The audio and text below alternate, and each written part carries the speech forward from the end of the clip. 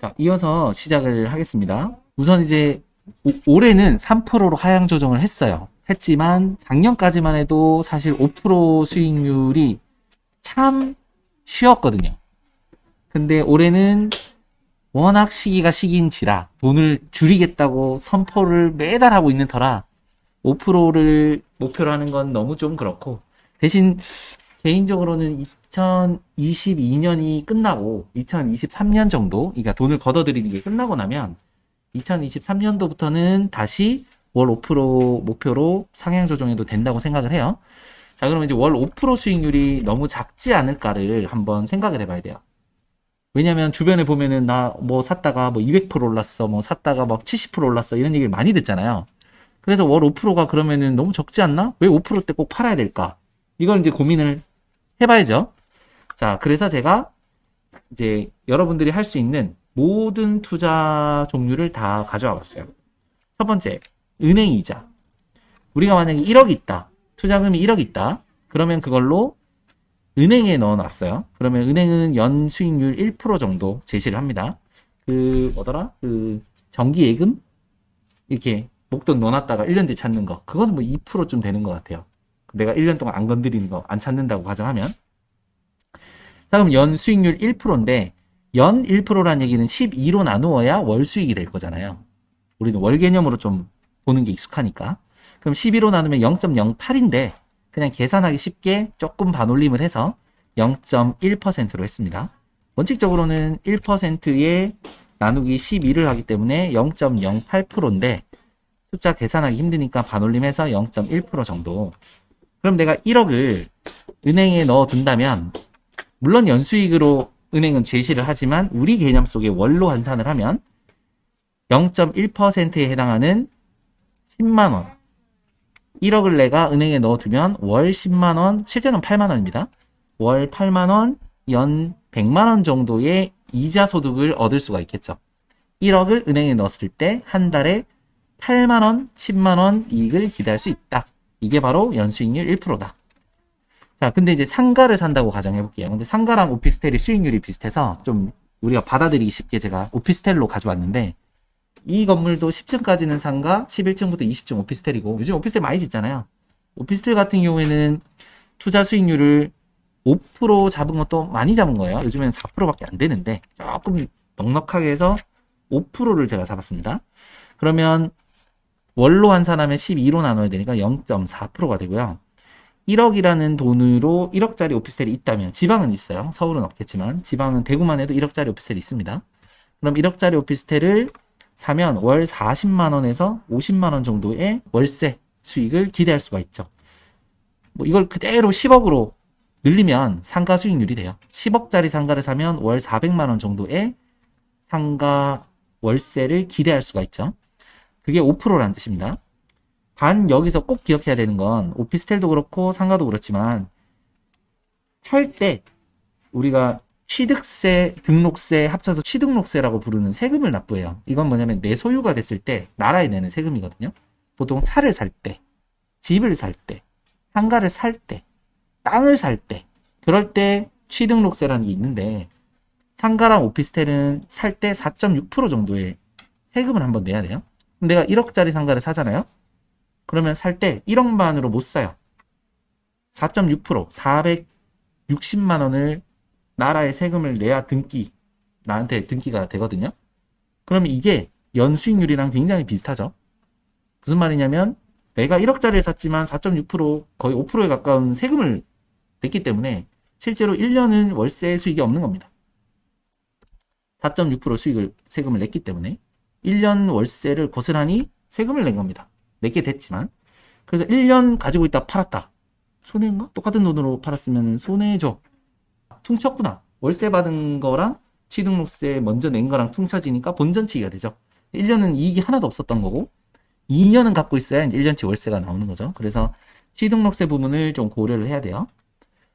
실제로는 이제 상가가 사면 가격이 오를 수 있잖아요. 말할 수 있잖아요. 1억짜리를 샀는데, 아니, 3년 뒤에 이게 1억 5천이 될 수도 있지 않냐. 그렇게 얘기할 수 있는데, 요즘에 상가 가격이 진짜 잘 안 올라요. 월세가 올라야 이제 상가 가격도 오르는데, 상가 가격이 오르기가 쉽지는 않아요. 자, 그래서 1억짜리 오피스를 산다면 연 5% 정도의 월 0.4% 정도가 됩니다. 자, 아파트는 제가 이제 부동산 하시는 분이 있어서 물어봤더니 아파트가 정말 잘 오르면은 어떻게 되나요? 이랬더니 한 3억짜리 아파트를 샀는데 진짜 많이 오르면 코로나 시기를 제외하고 정상적인 우리 삶 속에서 한 4년에 2배 정도 되면은 잘 오른 거죠 라고 하더라고요. 4년에 2배가 되면 3억짜리를 샀는데 4년 뒤에 6억이 되는 거죠. 10억짜리를 샀더니 4년 뒤에 20억이 되는 거죠.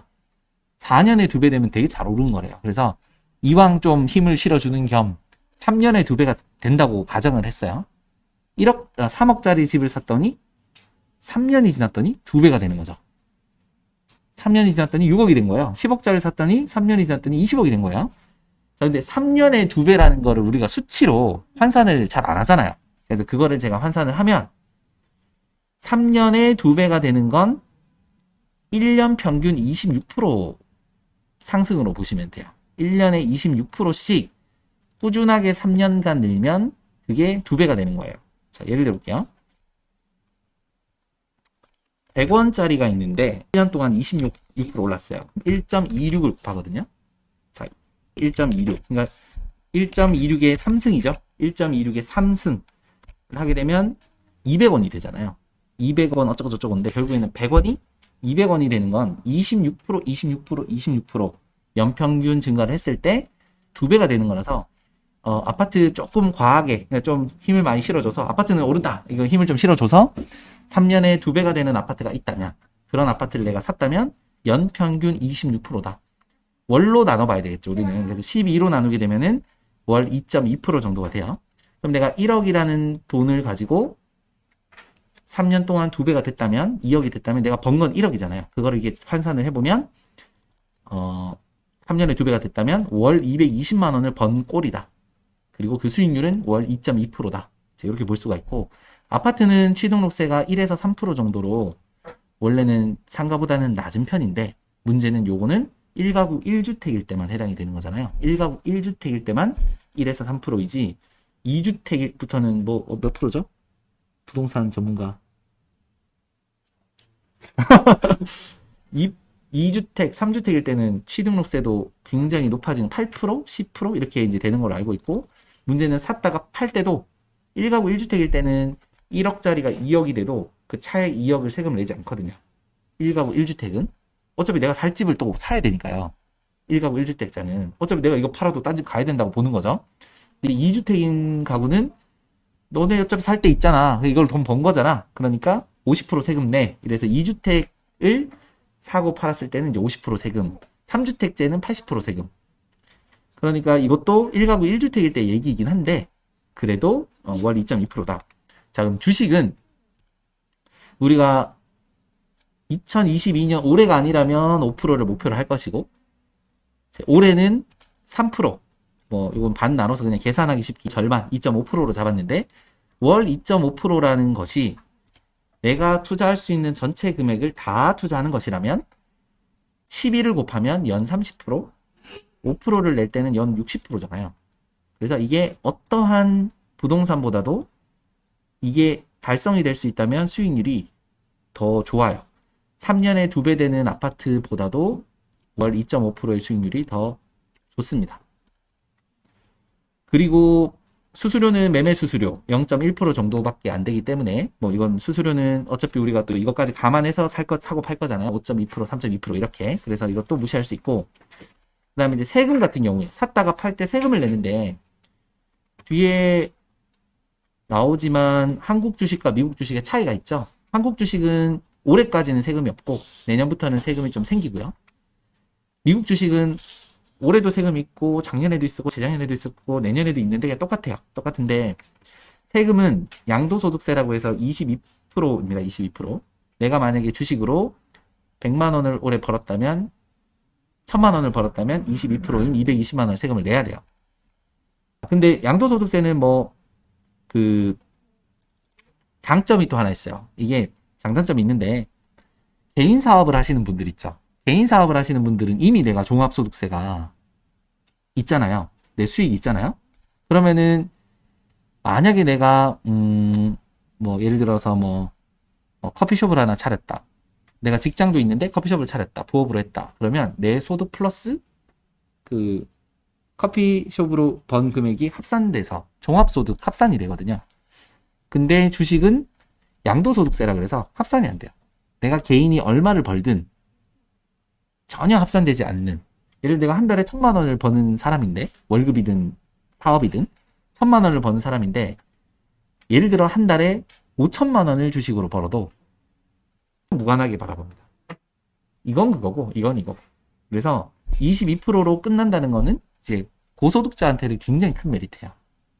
고소득자한테는 큰 메리트야. 예를 들어서 제가 한 달에 2천만 원을 벌고 있어요. 한 달에 2천만 원 순이익을 내고 있어요. 근데 요즘에 뭐 어떤 이런 업종이 뜬다던데 해가지고 제가 만약에 뭐 한우 오마카세를 차렸어요. 거기서 한 달에 만약에 2천만 원이 또 벌려요. 그러면 내 2천만 원에 이 2천만 원이 합산이 돼서 1년 통틀어서 세금을 매기거든요.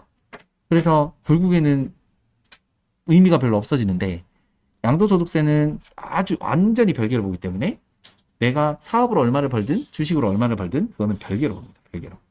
그래서 좀 고소득자일수록 사실 주식으로 자산을 굴리는 게 더 현실적이죠.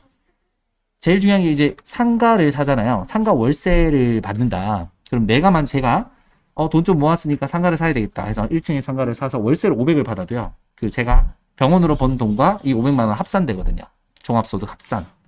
그러니까 500만 원 받아도 250만 원 날라가요. 근데 얘는 합산되지 않아요. 그래서 그런 의미에서 보면은 절세 효과는 훨씬 더 크죠.